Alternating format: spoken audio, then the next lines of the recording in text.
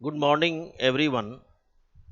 आज हम आपको बताएंगे कि कैसे एग्जामिनेशन में क्वेश्चंस पूछे जाएंगे और मैथमेटिक्स 1 के लिए क्या क्या तरह से क्वेश्चन आते हैं, जो पिछले पैटर्न से वो किस तरह का पैटर्न होता है। Then after we will do some problems regarding inverse of a matrix.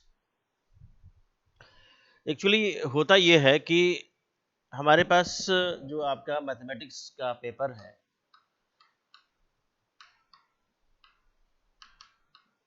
Mathematics 1, इसमें आपके क्वेश्चन पेपर पैटर्न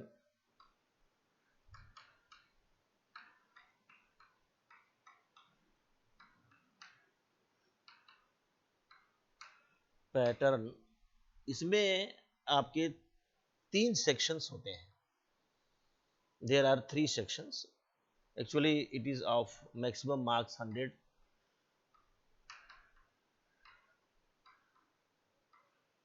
100 मार्क्स का ये क्वेश्चन होता है। टाइम जो होता है आपका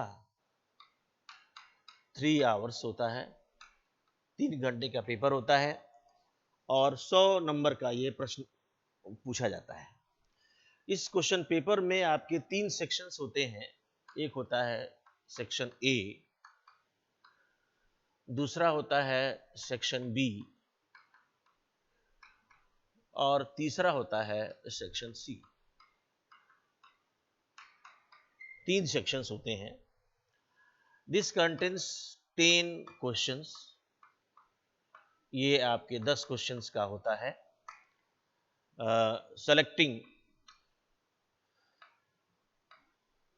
selecting 2 questions from each unit या मॉड्यूल। 5 मॉड्यूल होते हैं आप में, जो कि पांचों मॉड्यूल जो होता है वो आपको यूनिट्स भी कह सकते हैं कि your entire question paper, your entire syllabus has been divided into 5 module. From each module you have to select, the question paper setter will select 2 questions from each module, and these questions are of short answer types. Short answer types ये questions होते हैं।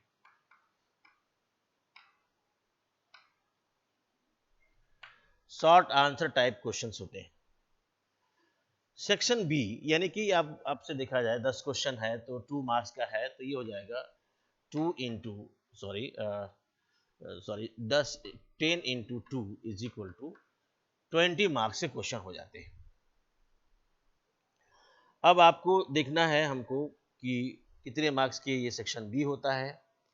इसमें से आपका 3 into 10 यानी कि 30 marks का होता है, और ये होता है आपका 3 इंटू 10 30 मार्क्स का, और यहाँ आ जाता है आपका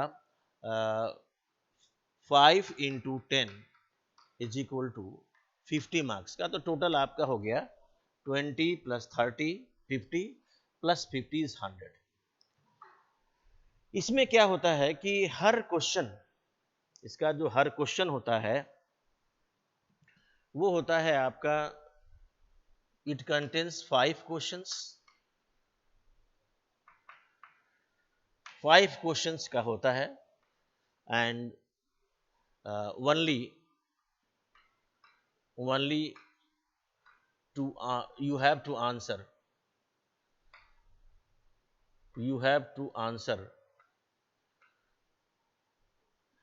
3 क्वेश्चंस।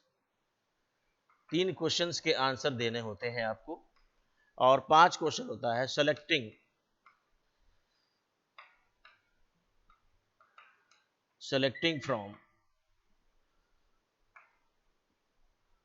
1 question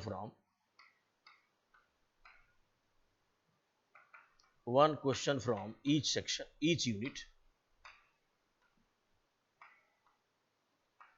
ये हर यूनिट से आपके एक एक क्वेश्चन होते हैं, लेकिन यू हैव आंसर, आपको सिर्फ 3 ही क्वेश्चन का जवाब देना होता है और 10 मार्क्स का होता है हर एक क्वेश्चन। और यहां जो होता है आपका शॉर्ट आंसर टाइप क्वेश्चन होता है ऑफ मार्क्स टू ईच। ये जरा ध्यान देना है। इसमें आपको जैसे कि बताया है कि 5 क्वेश्चंस होते हैं। It contains 5 questions having two or three parts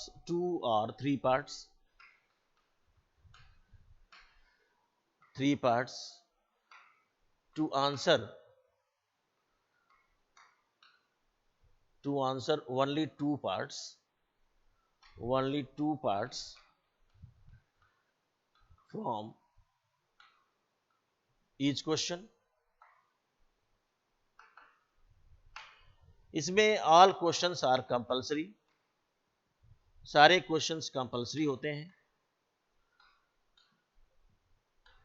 और सेक्शन इसमें भी ऑल क्वेश्चंस आर कंपलसरी,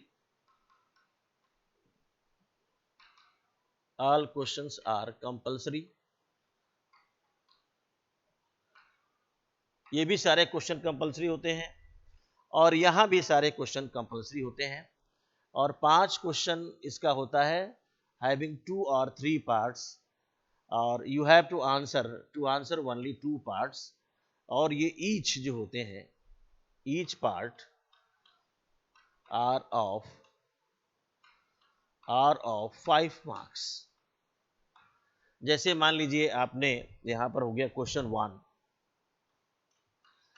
1 में A B C D E F, एक 1 2 3 4 5 6 7 एच आई जे 1 2 3 4 5 6 7 8 9 और के। तो ये आपको 1 2 3 4 5 6 7 8 9 10, ये आपके 10 होते हैं, 2 मार्क्स का ईच होते हैं, सब कंपलसरी होते हैं।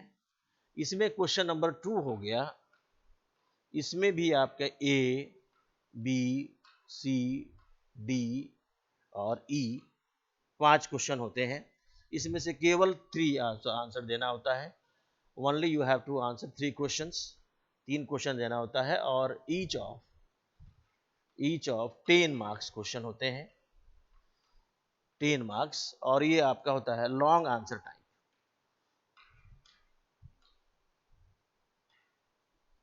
ये होता है लॉन्ग आंसर टाइप।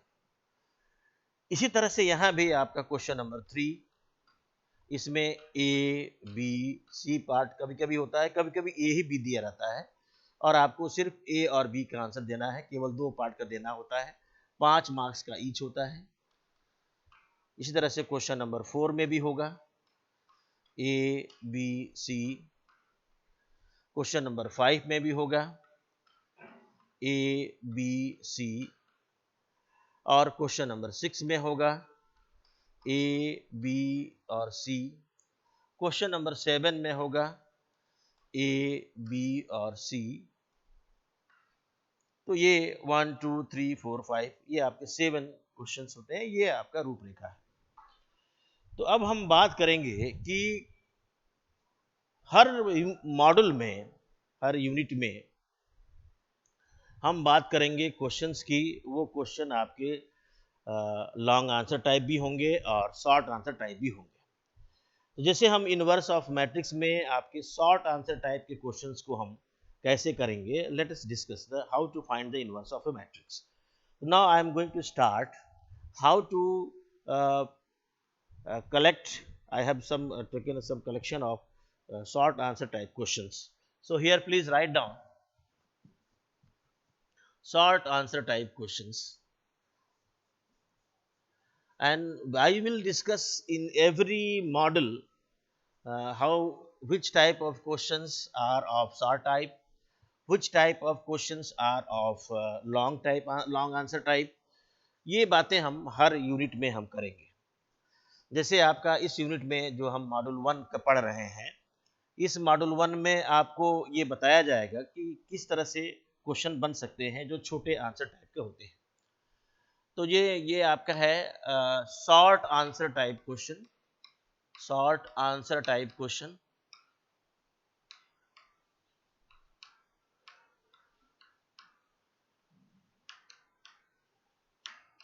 इसमें आपको, जैसे मैं आपको कहता हूं कि find the inverse of following matrices,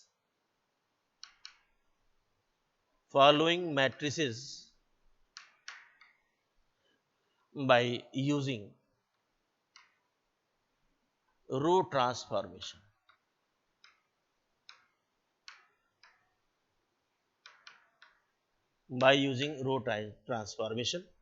ये शॉर्ट आंसर टाइप क्वेश्चन में ऐसे आ सकता है। इसमें आपका पहला है, द फर्स्ट वन इज, ये है आपका 5 2 2 1, ये दे देगा। दूसरा प्रश्न ये बन सकता है आपका सेकेंड ऑर्डर का 1 6 और -3 5। तीसरा क्वेश्चन ये बन सकता है आपका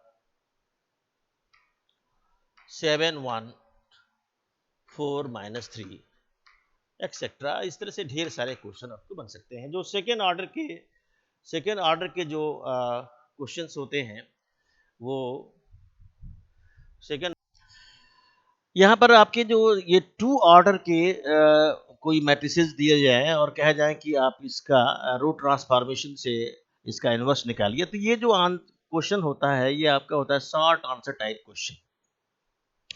तो जैसे मान लीजिए आपको मैं पहला ही क्वेश्चन करता हूं, सॉल्यूशन क्वेश्चन नंबर 1। ये आपको हम मान लेते हैं ये point A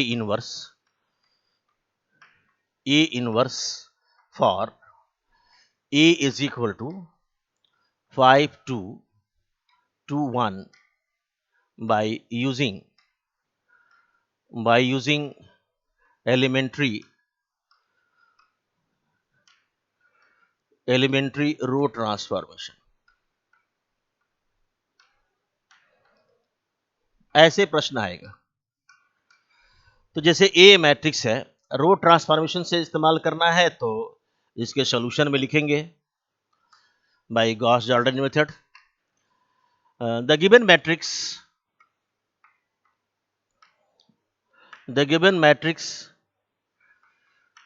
can be written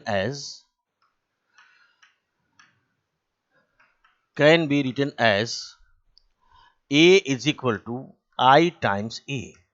मैंने आपसे बताया था कि जब भी रो ट्रांसफॉर्मेशन से करना होता है तो A is equal to I times A।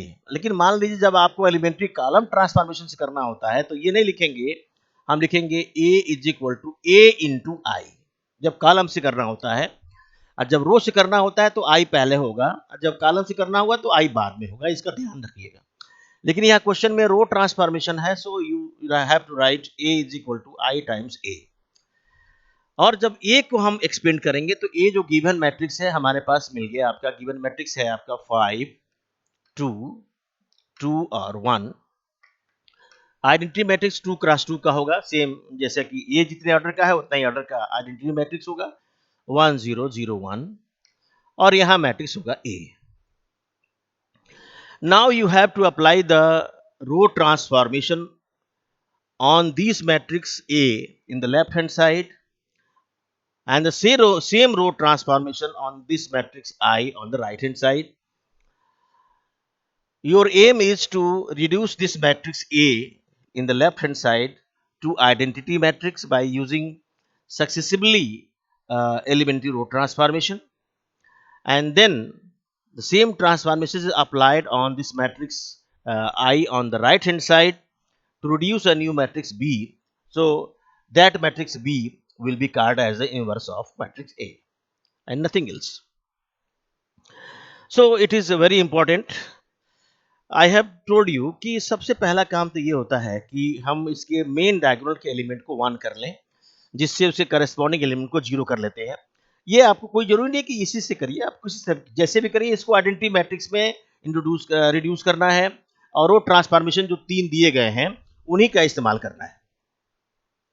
अब जैसे मान लीजिए हमको करना चाहते हैं, यहाँ 1 है तो इसको हम पहले 0 कर सकते हैं। तो let us find this is 0। हम कर दे रहे हैं R1 is going to change, यहाँ लिखेंगे अप्लाइंग, यहाँ लिखेंगे applying R1 is going to change R1 minus 2R2, मैंने कर दिया। R1 को हम बदल रहे हैं R1 माइनस 2R2, ये इसलिए 1 है तो ये 0 हो जाएगा, यहाँ पे 0 बाद में करेंगे और यहाँ 1 करना होगा। तो पहले ये अप्लाई करते हैं, तो हमारे पास ये मैट्रिक्स क्या बनेगा जरा ध्यान से देखें, और ये भी बनेगा, ये भी बदल जाएगा। तो सबसे पहले यहाँ रफ वर्क कर लिया जाए। यहाँ आपसे मैंने बताया था कि रफ वर्क जरूर करिए ताकि गलतियां ना हो। अब जैसे मान लीजिए R1 को बदल रहे हैं और R1 में से 2R2 घटा रहे हैं।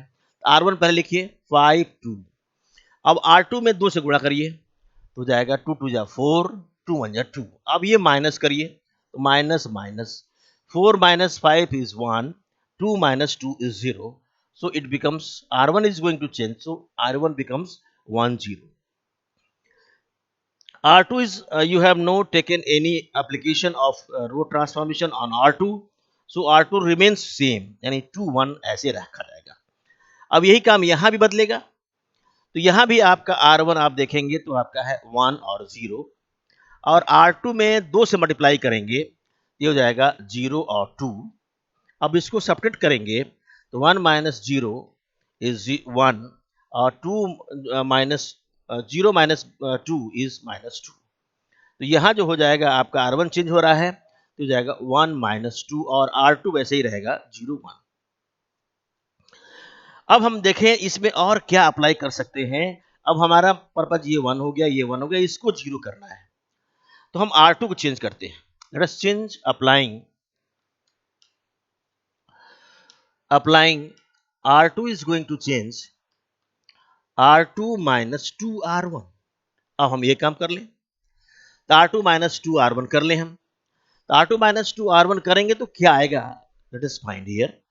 अब यहाँ देखें हम ऐसे लिखेंगे और इसको भी ऐसे छोड़ देंगे क्योंकि ये भी बदलेगा, और यहाँ A रखेंगे। रफ वर्क कर लेते हैं। What is R2?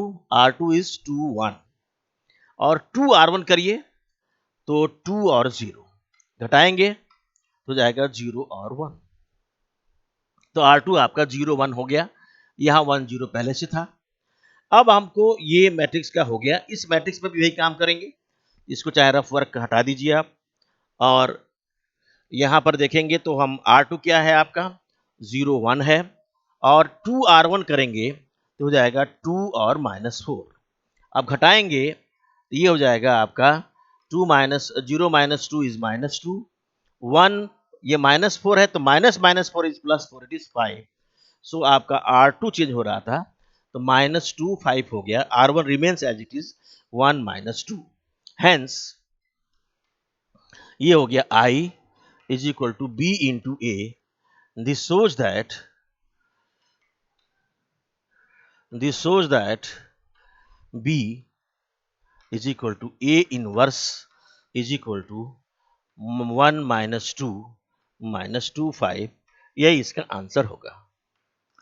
तो ऐसे हम क्वेश्चंस को करेंगे और आसानी से हम क्वेश्चंस शॉर्ट आंसर टाइप के क्वेश्चंस को आसानी से प्राप्त कर सकते हैं।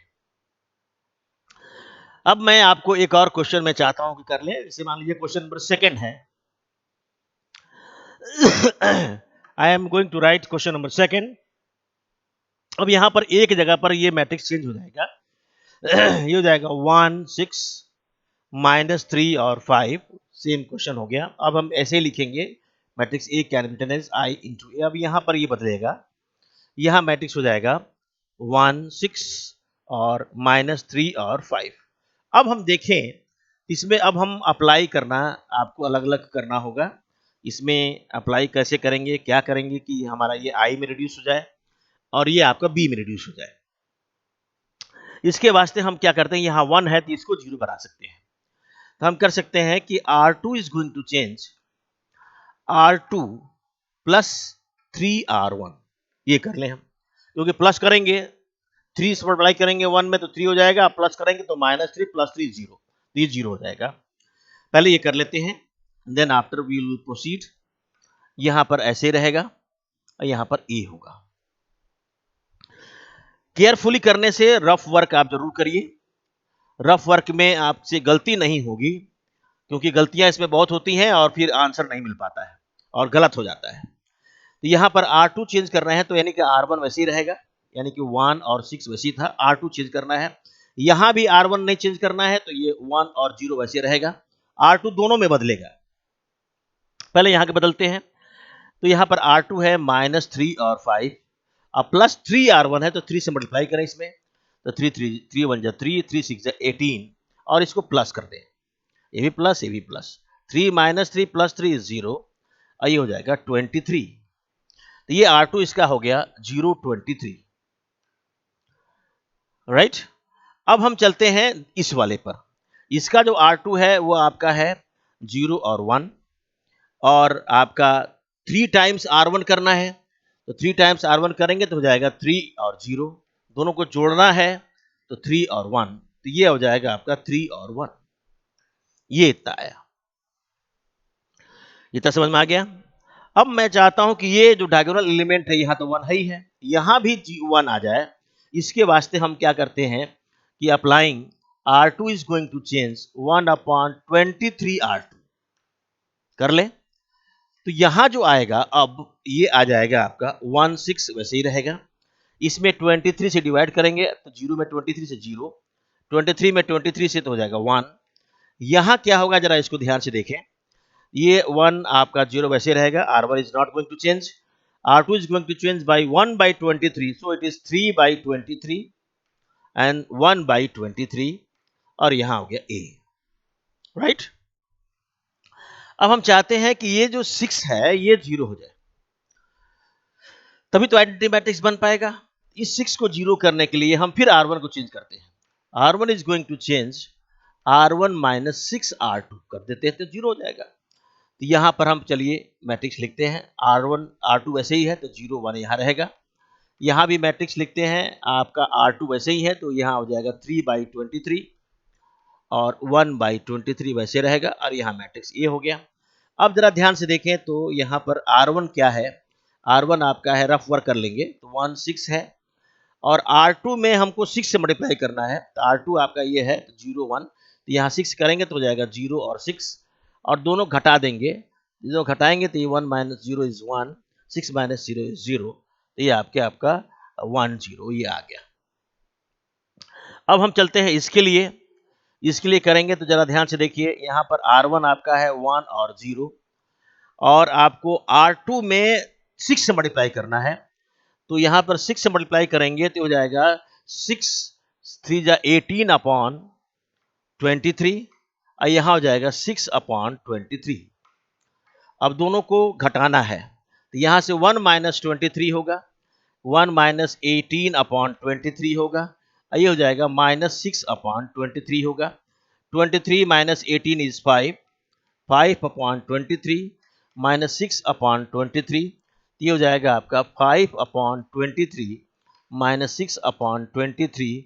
अब यहाँ देखें तो 1/23 बाहर निकाल सकते हैं, तो यहाँ जो मैट्रिक्स आएगा वो आएगा 5 - 6 3 1, ये आएगा A, and this is I। तो हमको I मिल गया और यहाँ मिल गया B into A, hence inverse of this matrix हम यहाँ लिख दे रहे हैं, hence inverse of A, hence B is A inverse and is equal to 1/23, और आया है 5 - 6 3 1, यही इसका आंसर होगा। तो ऐसे हम क्वेश्चन को प्रैक्टिस करेंगे, है ना। अब चलते हैं कुछ और प्रॉब्लम, हमको कल मैंने स्टडी हमने शायद एक ही प्रॉब्लम कराया था, आज कुछ और प्रॉब्लम हम लिख के लाए हैं, और जो कल दिया था प्रॉब्लम वो आपको, ये उम्मीद करते हैं आपने किया होगा, फिर भी कोई दिक्कत होती है तो आप पूछ सकते हैं। लेकिन हम आज कुछ और भी प्रॉब्लम लाए हैं आपके लिए, and we shall discuss today. और ये ढेर सारे, देखिए बताएं आपसे एक चीज़ की, मैथमेटिक्स जो है वो इट रिक्वायर्स मोर प्रैक्टिस। जब तक आप प्रैक्टिस नहीं करेंगे, अपने खुद से नहीं करेंगे, तब तक ये नहीं हो पाएगा और फिर ये आपका आंसर गलत आ जाएगा। इसलिए इसका ध्यान रखिए, नियम सीखना है आपको। You have to learn the rules regarding which you are going to solve a question. इसके साथ साथ इससे संबंधित सारे प्रश्नों का इतनी बार प्रैक्टिस करेंगे उतना ही कम है, सो दैट कि you can answer your question in very short time in examination, right. Now please write down some more questions. और ये एक क्वेश्चन लास्ट वाला छोड़ दे रहा हूं मैं आपके लिए प्रैक्टिस के लिए। तो ये हमारे पास और भी कुछ क्वेश्चंस होंगे कि कोई दिक्कत ना हो आपको, प्रैक्टिस में कोई कमी नहीं होनी चाहिए, क्योंकि मैथमेटिक्स में ही है और ये स्कोरिंग आपको करता है इंजीनियरिंग के लिए, कि मैक्सिमम मार्क्स पाएंगे उतना ही अच्छा होगा। ये वेरी इंपॉर्टेंट हमारे लिए है। तो कुछ और भी क्वेश्चंस हैं, ये लॉन्ग आंसर के क्वेश्चंस हैं।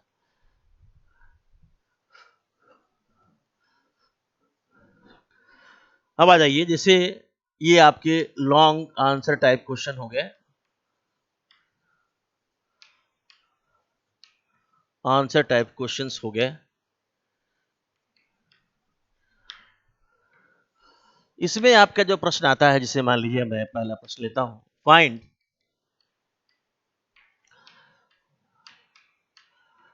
Inverse of the following matrices,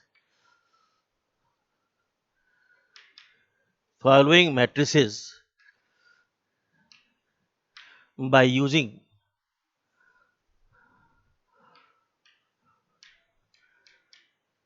using elementary transformation।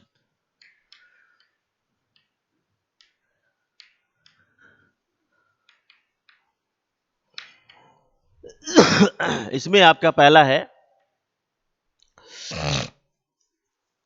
जैसे 0 1 2 1 2 3 3 1 1, बी दूसरा मैट्रिक्स है 2 0 -1 5 1 0 0 1 3, तीसरा मैट्रिक्स है आपका 2 3 1 2 4 1 और 3 7 2। ये तीन मैट्रिक्स है। ये आंसर लॉन्ग आंसर टाइप में क्वेश्चंस होंगे। अब इनमें से कोई भी आप उठा सकते हैं। ये क्वेश्चन पहला ही लेते हैं क्योंकि ये कई बार आया है। तो जिसे मान लीजिए इसका सॉल्यूशन करना चाहते हैं, यू राइट हियर सॉल्यूशन। ये ए का सॉल्यूशन करना चाहते हैं तो इसको ए लिख करके यहाँ मान लीजिए ए इज इक्वल टू जो गिवन मैट्रिक्स है 0 1 2 और 1 2 3 और 3 1 1, यहाँ कह दीजिए, लिख दीजिए थोड़ा सा कि ये गिवन है। वी हैव टू फाइंड, आप चाहें तो यहाँ पर लिख दीजिए वी हैव टू फाइंड, आप चाहें आराम से यहाँ लिख दीजिए, कोई दिक्कत नहीं है। वी हैव टू फाइंड, क्या करना चाहते हैं आप ये भी बता दीजिए। We have to find a inverse, ये हमको निकालना है। और लिखा है एलिमेंट्री ट्रांसफॉर्मेशन। अब चाहे आप रो ट्रांसफॉर्मेशन इस्तेमाल करें और चाहे आप कॉलम ट्रांसफॉर्मेशन इस्तेमाल करें, इन दोनों में से कोई एक इस्तेमाल करना है। तो जैसे मान लीजिए हम अभी रो ट्रांसफॉर्मेशन यहाँ लिखेंगे कि to find a inverse, to find a inverse we shall apply elementary row transformation या नो ऑपरेशंस, यहां लिखना पड़ेगा आपको। देखिए हमारा मेन पर्पज है how to score if you are given a question of 5 marks, so you have to answer this question step wise so that you can get out of 5 marks। अगर कोई भी स्टेप मिसिंग होगा तो वो marks आपके reduce हो जाएंगे। 5 करके आएंगे और आपको 4 ही मिलेगा, 5 नंबर करके आएंगे आपको 3 ही मिलेगा। So you have to look at the steps regarding solution of a question. ये बड़ा इंपॉर्टेंट है, आपको ध्यान देना होगा कि किसी क्वेश्चन के आंसर के लिए आपके कितने प्रश्न, कितने स्टेप्स होंगे और कितने स्टेप लिखने से आपको ये 5 पे 5 मिल जाएगा।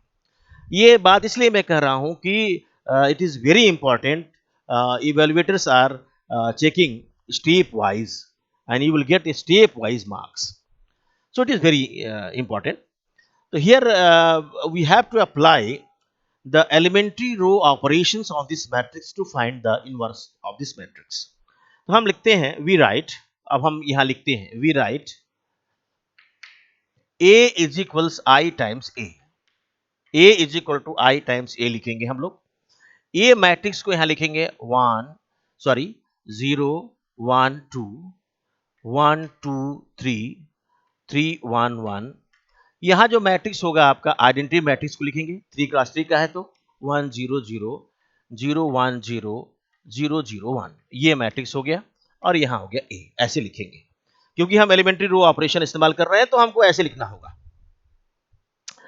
अब हमारा पर्पज ये होता है कि इसके जो मेन डायगोनल है एलिमेंट्स हम अप्लाई करें, रो ट्रांसफॉर्मेशन, रो ऑपरेशन इस्तेमाल करें और इस मेन डायगोनल एलिमेंट को 1 करना है और सब जगह जहां और इसके अलावा दिख रहा है प्लेसेस उसको 0 करना है, यानी यहाँ 0 यहाँ 0 यहाँ 0 यहाँ पर 0 यहाँ पर 0 यहाँ पर 0 करना होगा by applying the elementary row transformation. इसमें कहीं से कोई कॉलम ट्रांसफॉर्मेशन इस्तेमाल करने की जरूरत नहीं है, अगर करते हैं तो यू विल गेट 0 मार्क्स, क्योंकि रो ट्रांसफॉर्मेशन से अप्लाई करने के लिए आपने लिख दिया है तो आपको थ्रू आउट सॉल्यूशन तक पहुंचने में रो ट्रांसफॉर्मेशन की ही सहायता लेनी है, कॉलम ट्रांसफॉर्मेशन की सहायता नहीं लेनी है।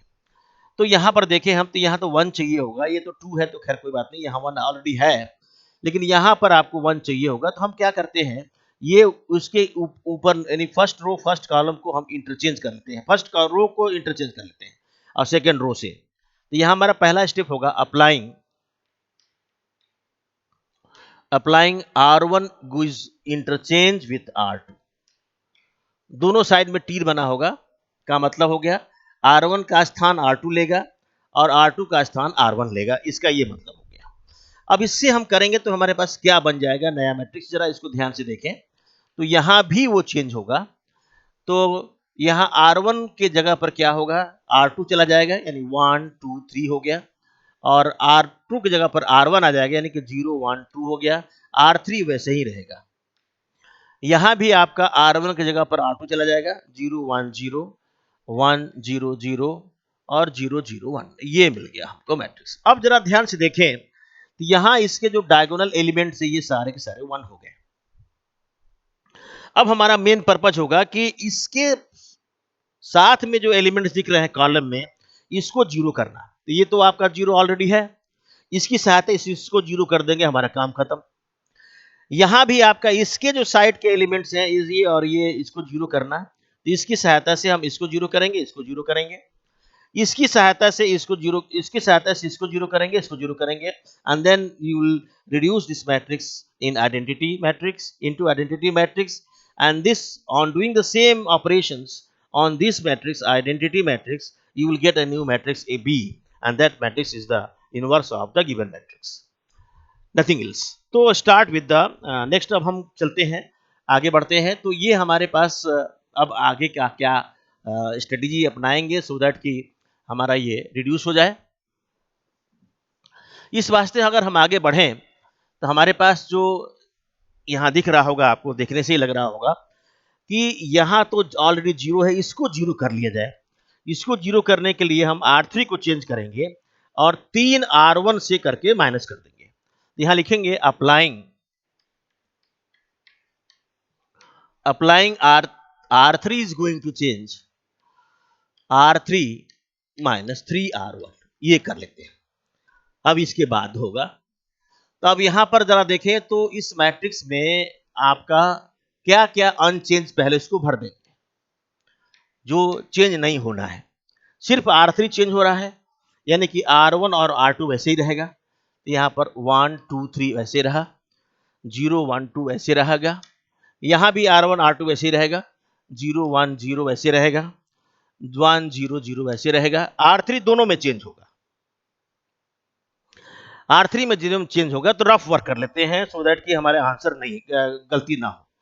रफ वर्क में जरा देखिए यहाँ पर ध्यान से कि इसमें R3 क्या है, R3 को आपने R3 माइनस 3R1 किया है, तो R3 के एलिमेंट्स को यहाँ लिखेंगे 3 1 1 और R1 के एलिमेंट्स में 3 मल्टीप्लाई करेंगे, यानी इस वाले में 3 से मल्टीप्लाई करेंगे तो हो जाएगा 3 1 जा 3, 3 2 जा 6, 3 3 जा 9 और घटा देंगे तो ये आपका -0 हो जाएगा।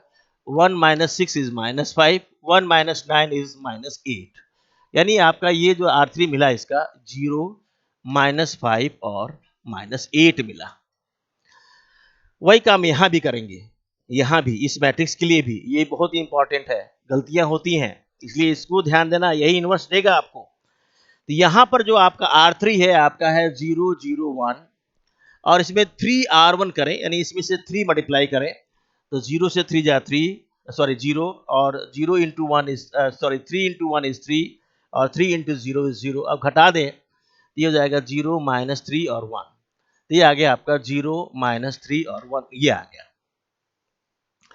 अब आपको इसकी सहायता से इसको और इसको 0 करना होगा, इसकी सहायता से। तो इसके लिए हम क्या करते हैं कि I am going to change R1 को, अब की बार थोड़ा चेंज करते हैं। R1 is going to change R1 minus 2R2, ये कर लें। और R3 को भी चेंज कर सकते हैं हम, R3 is going to change R3 plus 5R1 R2 sorry R3 plus 5R2, ये करते हैं। ये दो ऑपरेशन करने से ये भी 0 हो जाएगा और ये भी 0 हो जाएगा। तो स्टार्ट डूइंग दिस ऑपरेशंस। तो अब हमारे पास जो होगा इसमें क्या चेंज नहीं होगा, सबसे पहले इसको लिखेंगे और उसके बाद से जो चेंज होगा उसको हम बाद में लिखेंगे। तो जरा देखें कि R1 चेंज हो रहा है, यहाँ R3 चेंज हो रहा है, यानी कि R2 को कोई चेंज नहीं हो रहा है। तो R2 जो इसका होगा वो आपका 0 1 2 होगा, इसका जो R2 आपका होगा 1 0 0, वो चेंज नहीं हो रहा है। R1 चेंज हो रहा है, तो पहले R1 के लिए हम क्या चेंजेस किए हैं आप उसको पहले लिखा जाए। तो R1 के चेंज में आपको लिखा गया R1 माइनस 2R2। तो R1 क्या है, रफ वर्क करते हैं 1 2 3 और 2R2 करें तो ये हो जाएगा 0 2 और 4, 2 से मल्टीप्लाई करेंगे इसमें, अब घटा दें तो 1 आएगा, राइट, यही तो आएगा 1 आएगा और ये क्या आएगा, घटाएंगे तो यही तो आएगा, ये आएगा 0 और ये कितना आएगा -1। तो यानी कि R1 चेंज होके आ गया 1 0 और -1। यही काम इस R1 के लिए यहाँ करेंगे। यहाँ करने के लिए फिर इसको उठाएंगे, यहाँ है R1 की वैल्यू क्या है 0 1 0 और R2 में यहाँ लिखा गया है 2R2। तो R2 यहाँ पर क्या है 1 0 0, इसमें 2 से मल्टीप्लाई करेंगे तो 2 0 0 आएगा और घटाएंगे तो विल गेट -2 और ये हो जाएगा 1 0। तो ये आ गया -2 और 1 और 0, ये हो गया, राइट। R3 भी यहां चेंज करने के लिए कहा गया है। तो R3 के एलिमेंट को आप पहले ध्यान से देखें तो यहां लिखा है 0 -5 और 8 -8 और इसको कहा गया है कि 5 R2 करिए। R2 सामने दिख रहा है, इसमें 5 से मल्टीप्लाई करिए तो 0 5 और 5 2 जा 10 और इसको जोड़ देना है क्योंकि प्लस है यहाँ, तो जोड़ेंगे तो 0 हो जाएगा, ये प्लस है तो 0 हो जाएगा 8 2 10 हो जाएगा, यानी 2 हो जाएगा। तो यहाँ आ गया आपका 0 0 2। सेम वर्क आपको इस मैट्रिक्स के लिए भी करना होगा। तो यहाँ रफ वर्क के लिए फिर उठाएंगे, तो यहाँ देखेंगे R3 आपका है 0 -3 और 1। अब R2 में आपको 5 से मल्टीप्लाई करना है तो हो जाएगा 5 0 0। अब दोनों को जोड़ना भी है तो 5 -3 और 1, ये हो गया 5 -3 और 1, ये मिल गया। अब हमारे पास इतना तो मिल गया आपने कि इधर के आपने एलिमेंट्स को 0 कर दिया। अब सिर्फ ऊपर वाले एलिमेंट को 0 करना है। इसके वास्ते ये अगर 1 हो जाए तो ये दोनों आपको 0 बना देंगे आप। इसके वास्ते हम क्या करते हैं कि पहले R3 is going to change 1/2 R3, ये कर लेंगे तो ये 1 हो जाएगा। तो ये हमारे पास आ गया। अब जो मैट्रिक्स आया 1 0 -1 0 1 2 0 0 1, ये आ गया क्योंकि 2 से मल्टीप्लाई डिवाइड कर दिया आपने R3 को। यहाँ भी आपका हो जाएगा -2 1 0 1 0 0 और ये हो जाएगा 5/2 -3/2 और 1/2, ये ऐसे ए रहेगा। अब इसकी सहायता से ये और ये दोनों जीरो कर सकते हैं। तो हम चलते हैं, आपको पहले हम R1 का काम करते हैं। R1 is going to change R1 plus R2 R3, ये कर लीजिए। R1 प्लस R3 करेंगे तो ये 1 रहेगा, ये भी 0 रहेगा, ये आपका 0 हो जाएगा। और ये काम कर लेते हैं, R2 is going to change R2 minus R2 minus अगर हम करते हैं 2R3 कर दें तो ये काम 0 हो जाएगा। लेट अस फाइंड कि क्या होगा, यहां ध्यान से देखा जाए इस ऑपरेशन के बाद से। तो यहां पर आपका R1 भी चेंज हो रहा है और R2 भी चेंज हो रहा है, R3 बिल्कुल चेंज नहीं हो रहा है। तो R3 के एलिमेंट को वैसे रहने दिया जाए, 0 0 1, यहाँ भी 5/2 -3/2 और 1/2 ऐसे रखा जाएगा। और जो R1 को पहले चेंज करा जाए तो R1 के एलिमेंट है 1 0 1 -1 और R3 के एलिमेंट आपका है 0 0 1, जोड़ोगे 1 0 0 आएगा। तो यह R1 चेंज होके 1 0 0 हो गया। अब यहां भी वही काम किया जाए इस वाले मैट्रिक्स के लिए। इस वाले मैट्रिक्स में जरा देखें R1 कौन सा है, ये आपका है -2 1 0 और R3 कौन सा है, R3 आपका कौन सा होगा 5/2। देखिए जरा ध्यान से, क्योंकि R1 प्लस R3 कर रहे थे आप, इसमें भी R1 प्लस R3 किए तो आपका 1 0 0 आया, इसमें भी R1 प्लस R3 करना है। तो ये हो जाएगा 5/2, ये हो जाएगा -3/2, ये 1/2। अब इसको जोड़ना है तो हो जाएगा -2 प्लस 5/2, ये हो जाएगा 1 -3/2, ये तो 1/2 ही आएगा। 2 2 जा 4, तो ये हो जाएगा 1/2, 2 -1/2 और 1/2 होगा। 2 2 जा 4 -4 प्लस 5 1 आ जाएगा, ये 2 -3 -1 आ जाएगा, 1/2 ऐसे रहेगा। यानी ये आ गया आपका R1 बदल रहा था तो R1 आ गया 1/2 -1/2 1/2 आ गया, राइट। अब हम चलते हैं, R2 चेंज हो रहा है। Let us find R2। R2 में हमारा पास क्या है, यहां पर है 0 1 2 और इसमें आपको 2 मल्टीप्लाई करना है R3 से, तब घटाना है। तो R3 में आपका क्या सा है 0 0 1, इसमें 2 से मल्टीप्लाई करें तो 0 0 2 हो गया। अब घटा दें तो घटाएंगे तो यहां पर आपका जब इसको हम सेपरेट करेंगे तो 0 - 0 इज 0 और 1 - 0 इज 1 और 2 - 2 इज 0, तो ये आपका मिल जाएगा आप 0 1 0। अब यहां देखें हम कि R2 वाले में लास्ट इसमें R2 के एलिमेंट्स आपको सामने दिख रहे होंगे, वो आपका है R2 के एलिमेंट्स है 1 0 0। अब आपको 2R3 करना है, यानी इस R3 में 2 से मल्टीप्लाई करना है। तो R3 में 2 से मल्टीप्लाई करेंगे आपका तो ये आ जाएगा आपका 5 -3 और 1, ये आ जाएगा।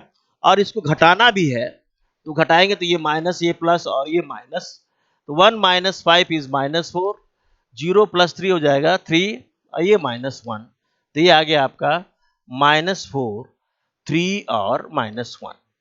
तो आपने देखा क्या कि अब जो है मैट्रिक्स जो है ये बन गया आपका आइडेंटिटी, ये इधर वाला आई मैट्रिक्स बन गया आइडेंटिटी मैट्रिक्स। इसमें से चाहे आप तो 1/2 बाहर निकाल लें इसमें, इस पूरे में से, तो ये मैट्रिक्स बन जाता है 1 -1 1, ये बन जाएगा -8 3 2 जा 6 -2 क्योंकि 2 से मल्टीप्लाई होगा, ये हो जाएगा 5, ये हो जाएगा -3 और ये हो जाएगा 1 और ये मैट्रिक्स ए हो गया। अब ये मिल गया I is equal to B into A, which gives this shows that B is equal to A inverse and this is equal to 1/2, 1 -1 1 -8 6 -2 5 -3 और 1, ये इसका आंसर हो जाएगा। तो मेरा समझ से आप लोगों ने ये प्रश्न का एप्लीकेशन ध्यान से पढ़ा होगा। इसी तरह से आपको बहुत सारे क्वेश्चंस आपको प्रैक्टिस में ला सकते हैं एंड कोई प्रॉब्लम होता है इसके रिगार्डिंग तो आप पूछ सकते हैं, लेकिन मैं फिर से बता रहा हूँ कि जितना भी प्रैक्टिस करेंगे उतना ही आपकी मैथमेटिक्स अच्छी हो जाएगी। इसमें कोई शंका नहीं है, कोई परेशानी नहीं है, ये इसका ध्यान रखिएगा। दूसरी बात हम ये बताना चाह रहे थे कि मैथमेटिक्स के लिए आपको डेली अपने घर पर कुछ न कुछ समय निकालना होगा, कम से कम 1 घंटा ही सही। आई नो कि आपके पास बहुत सारे सब्जेक्ट्स पढ़ने होते हैं और इस सेमेस्टर में पढ़ने पड़ेंगे, जैसे कि एज पर सिलेबस कंसर्न आपको मैथमेटिक्स पढ़ना होगा, फिर आपको इलेक्ट्रिकल पढ़ना होगा, फिर आपको इलेक्ट्रॉनिक्स पढ़ना होगा, फिर आपको कंप्यूटर साइंस भी पढ़ना होगा। आपको मतलब ये है कि कंप्यूटर साइंस का जो बेसिक है, यानी कि सी प्रोग्रामिंग, हालांकि उसका नाम है problem solving, programming solving problem solving, ये है इसका नाम। पीपीएस है, पीपीएस प्रोग्रामिंग प्रोग्रामिंग सॉल्विंग, इस तरह से नाम है उसका, जो सीएस का पेपर है। इलेक्ट्रॉनिक्स का पेपर का सिलेबस अभी आया नहीं है, सिलेबस में आ जाएगा। और आपको इलेक्ट्रिकल का ऑलरेडी डिफाइंड है, पिछले आई है, अगर कुछ चेंज होता है तो फिर अभी आ जाएगा। मैथमेटिक्स में कोई चेंज नहीं है, तो मैथमेटिक्स के आपको करना होगा, यानी you have to make a lot of practice regarding mathematics, not only you have to make a practice on electrical, जो बेसिक इलेक्ट्रिकल इंजीनियरिंग के जो सब्जेक्ट्स हैं उसके लिए पढ़ना होगा।